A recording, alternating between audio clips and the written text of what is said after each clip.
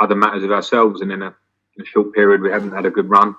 And we know we want to get better results. So the only way out of runs, we've all been in them, we'll all be in them again, is to work hard. And the lads worked hard this week. So it's the first time for a long time we had a good week's training, as in time to work. So we worked hard and they reproduced on the pitch.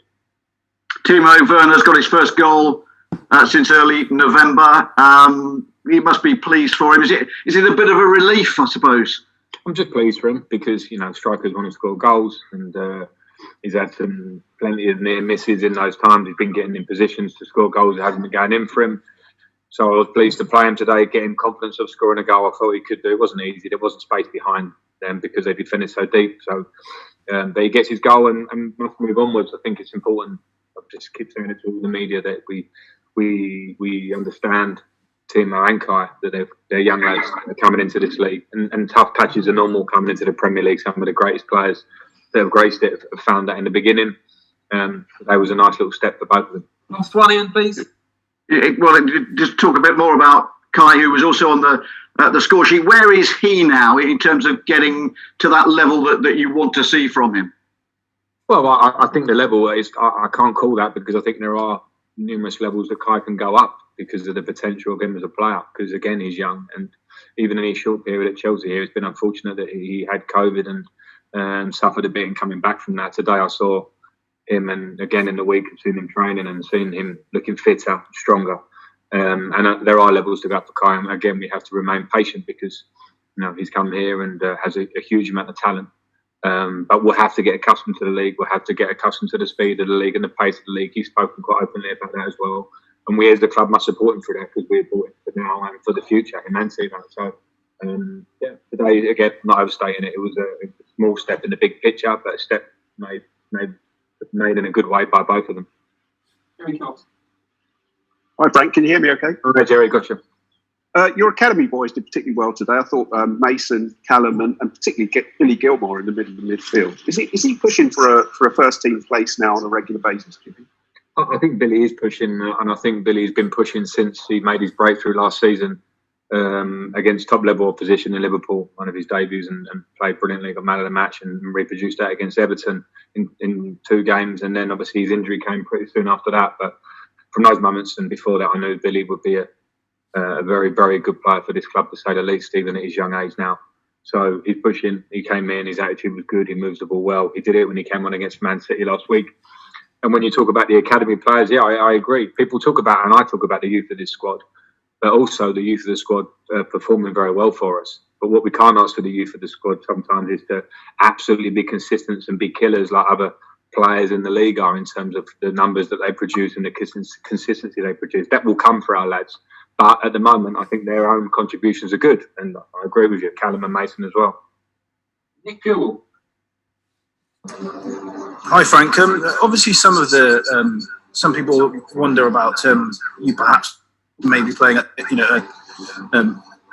a natural number 10 in your system. But do we see today, especially with Callum's goal, how it can work, most fluidly, and what you kind of want from that, from the 2 8s? You've got one winger coming short, one going beyond the centre forward, and is that the kind of blueprint of what you want and what the system can do when it's at its most dangerous?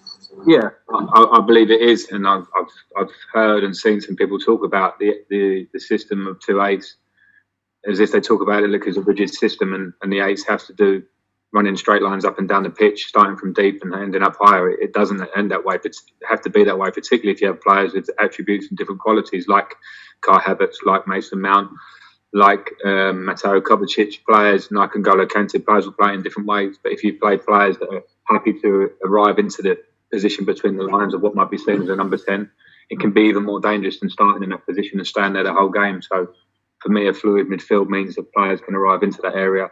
And those are things, like I spoke a lot earlier in the season about, let's give time to the players to work and to know each other. Those are the things that do need a bit of time, but we have some players with talent who can really grow into those positions, I believe.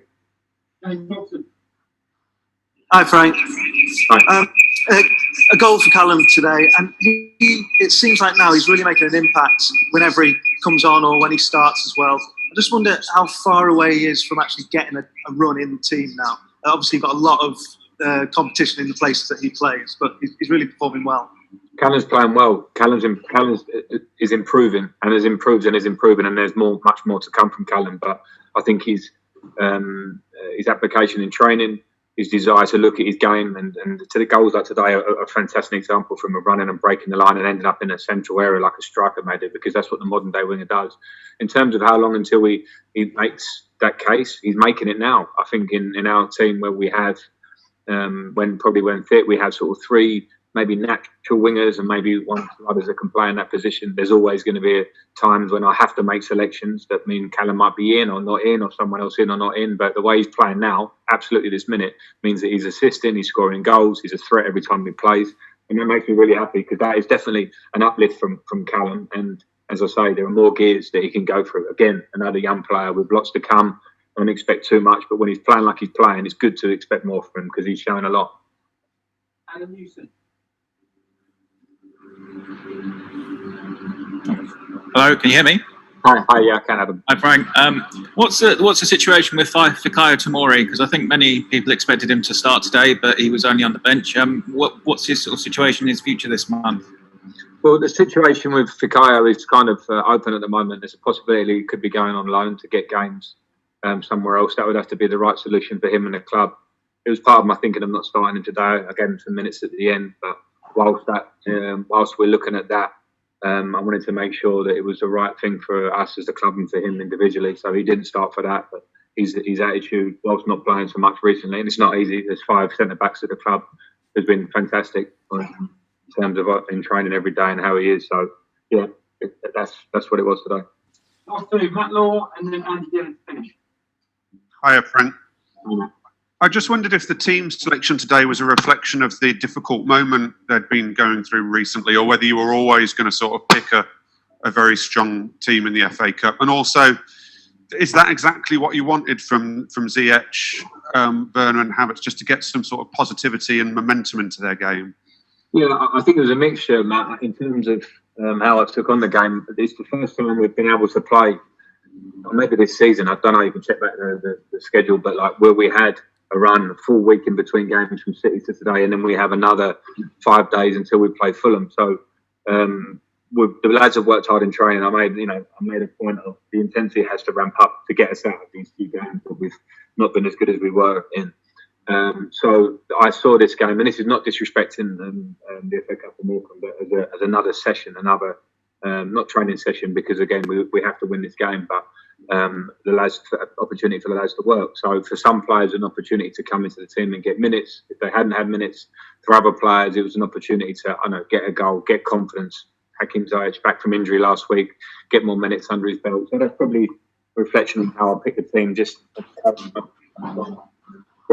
the individuals, whilst obviously trying to make sure we won the game. Andy Dillon to finish. Hello, can you hear me, Frank? Hi, Andy, I've got you. Hiya. I loved your line earlier where you said about your players, they're not killers at the moment. So I was just wondering, how do they become killers? And also, on a light-hearted note, I was reading this morning that you got another baby on the way. And I was wondering whether Chelsea's giving you enough sleepless nights while you've gone for some more, mate. Yeah, hopefully you can write it up to say that I said killers in the best possible term. Maybe I should find a better word than that. In terms of, I think you understand what I mean. I think what we have at the club, particularly in forward areas, I mean, I can take Ollie Giroud out of it for obvious reasons, but we have a lot of young players who I think we have a lot of potential, maybe new to the league or come through at a pretty young age. And for me, when you look around the Premier League, and you can do nothing but the players at the top of the scoring charts year in, year out, I think you'll often find players that are 28, 29 or 27 are very established, have had to work their way to the top of the Premier League, and they produce, and we expect them to produce, and we're surprised when they don't produce, and then they produce again quickly. I think with our players, people look at price tags or look at name and actually expect every week to be producing at those sort of levels, and I believe they will do, but I believe there's also work to be done realistically to get them to produce the numbers that will hopefully make us bridge the gap to where we are challenging for league titles, etc. Because I've played in teams that won titles regularly, and you need those Gillis said it again, but strikers that score 20 plus, defenders that will defend and keep clean sheets. So throughout the team, those sort of players. With us, I think we have huge potential. We have some players in the team already that have been there and done it, and they're massively important to keep so long. But that's where we're at. So definitely, I didn't believe they could become. I know they can. I know they need work to do to produce those numbers for all of the kids. And in terms of having a baby, and I don't know how to answer that one. I am. You're obviously not devoting all your time to Chelsea, are you? It was tough. There's a lot of time on our hands. But listen, when you say sleepless nights, I don't get so many sleepless nights. I do work hard. Sometimes I'm a bit sleep come the time, but I'm fortunate to have a very good wife who is our second now, obviously, and she was fantastic first time around. So I'll be doing a lot of reliance on her and obviously playing my part as much as I can. But thanks for mentioning it.